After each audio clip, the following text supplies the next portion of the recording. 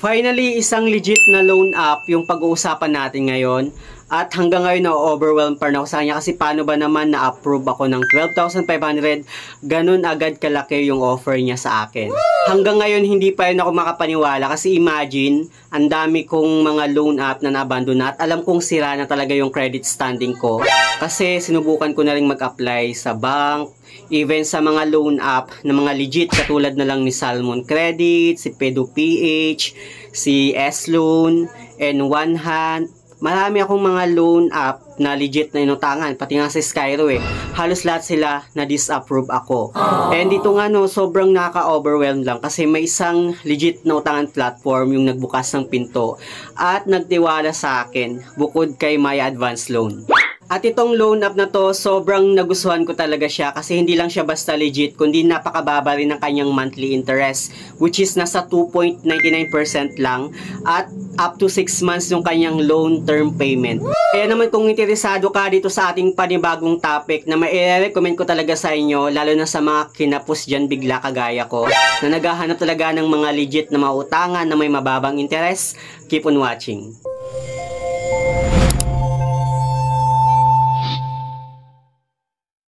Hello guys, it's Ciel Mariano and welcome back to my YouTube channel. At kung hindi ka pa nakapag-subscribe sa aking channel, please subscribe dahil palagi ako nag-share ng mga experience ko at nag-review ng mga all-or online learning platform kung legit ba o hindi dito sa ating channel. Alam ko na marami sa atin dyan naghahanap ng legit na mautangan at ito na nga yun, dumating na nga siya.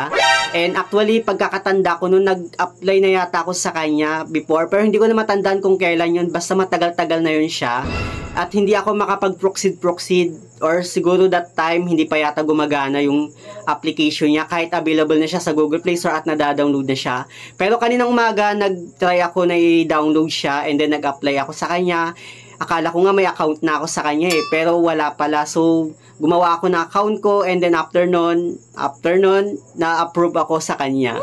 So wag na natin itong patagalin. Itong loan app na tinutukoy ko ay itong ang si Credibo Buy Now Pay Later. Available siya sa Google Play Store even sa iOS. At ito nga meron na siyang 4.1 stars, 803 na reviews at meron na rin siyang 100,000 na downloads. Anyway, hindi ko may papakita sa inyo yung screen record or yung screenshot ng pag-apply ko sa kanya, pag-fill up ko ng information sa kanya kasi naka-private yung loan app. Pero doon, syempre mag-fill up tayo ng information natin katulad ng ating pangalan, yung ating address, even sasubmit din tayo ng ating valid ID. Ang ginamit ko doon na valid ID is UMID and then freelance naman yung ginamit ko doon na work. Hindi ko na rin matandaan yung iba ko pang mga finilapan doon. Pero makikita nyo naman doon kapag once na nag-apply kayo sa kanya. And pagdating naman sa kanyang contact reference, isa lang yung kanyang hinihingi. And then after kong fill upan yung information ko, nag-email sa akin si Credibo. And sinabi niya doon sa email na pinaprocess na nga daw ng kanyang team. At nire-review yung application ko. Pero hindi ako makapaghintay. Mga wala pang 5 minutes, inopen ko ulit yung app. At ito na yung nagpakita agad. Sabi niya dito, ilagay ko lang dito sa my screen, account approved, let's activate it. So, sobrang saya ko kanina kasi na-approve ako sa isang legit na utangan platform.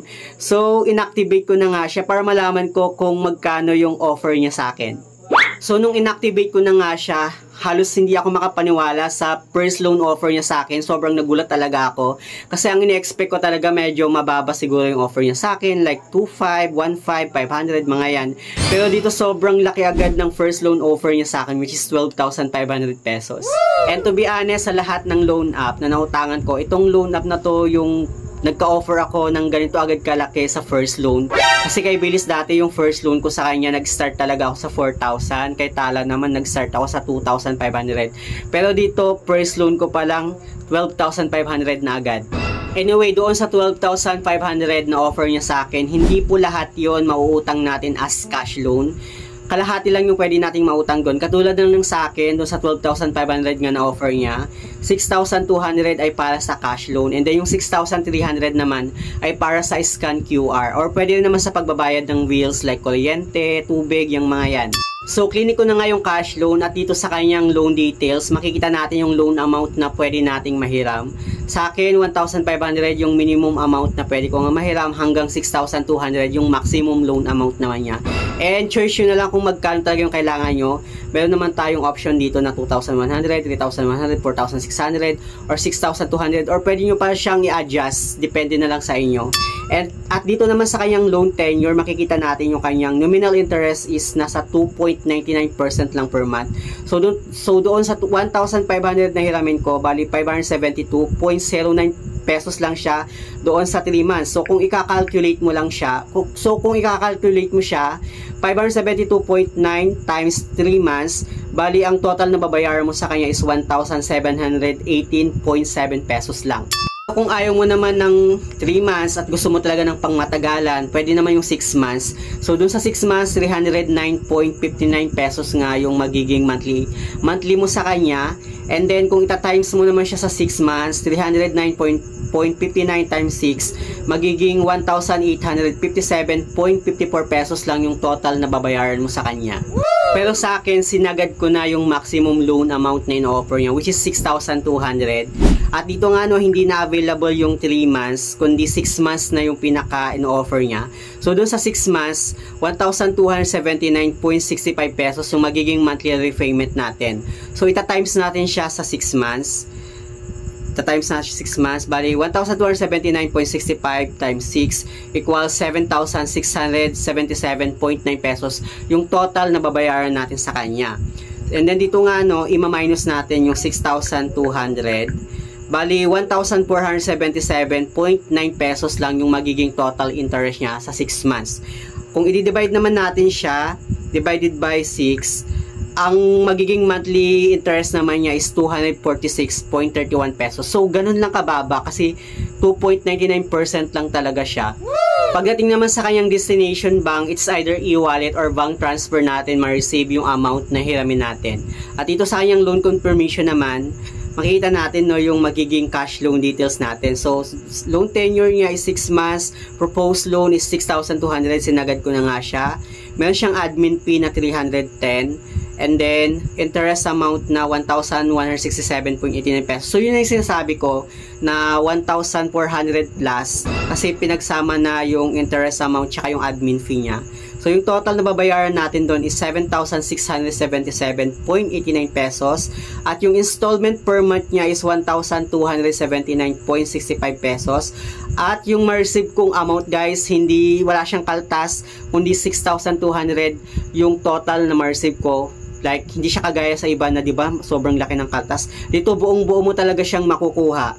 So, dito nga nilagay ko na yung PIN ko and then after nun, wala pang 5 seconds, na-receive ko na agad yung loan amount sa e-wallet ko. I'll just siya guys, nilagay ko dyan sa my screen and makikita nyo na buong-buo ko talaga siyang na-receive. And then after nun, binalikan ko ulit yung application at dito meron pa nga akong remaining limit na 6,300 kung saan nga magagamit ko siya sa scan QR. And actually, ginamit ko na siya sa bills like doon sa electricity at nakapagbayad nga ako ng almost 700 plus. And na-approve din siya. Grabe, hanggang ngayon sobrang na-overwhelm pa ako dahil na-approve ako sa isang legit na utangan platform at hindi ko talaga ito ina-expect. Kasi kanina nung nag-apply ako, alam ko talaga na ma-reject ako sa kanya kasi syempre alam ko talaga sa sarili ko na may problema sa credit standing ko. Kasi ilang beses na akong nag-apply sa ibang mga loan app na legit din, katulad ni One Hand, reject, kay Salmon Credit, reject din ako, kay Fido PH, reject, kay Skyro, reject, even kay S-Loan, reject ako sa kanya. So doon talaga alam ko na hindi na ako ma-approve or malabo na akong ma-approve sa mga legit na utangan platform. Even nga dun sa mga fly by night na Ola na 7 days repayment, mostly na-reject din ako sa kanila. And may bibihira lang talaga yung mga loan app na nang a-approve sa akin.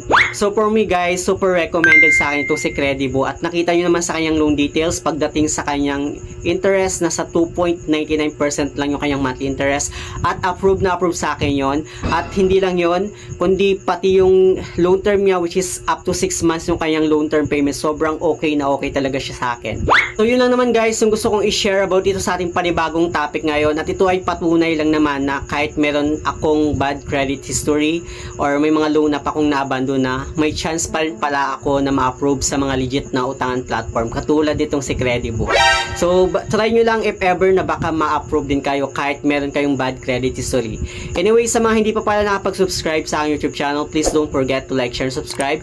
Click the notification bell para lagi kang updated sa aking mga susunod na video. Thank you guys, thank you for watching, and see you on my next video. Bye!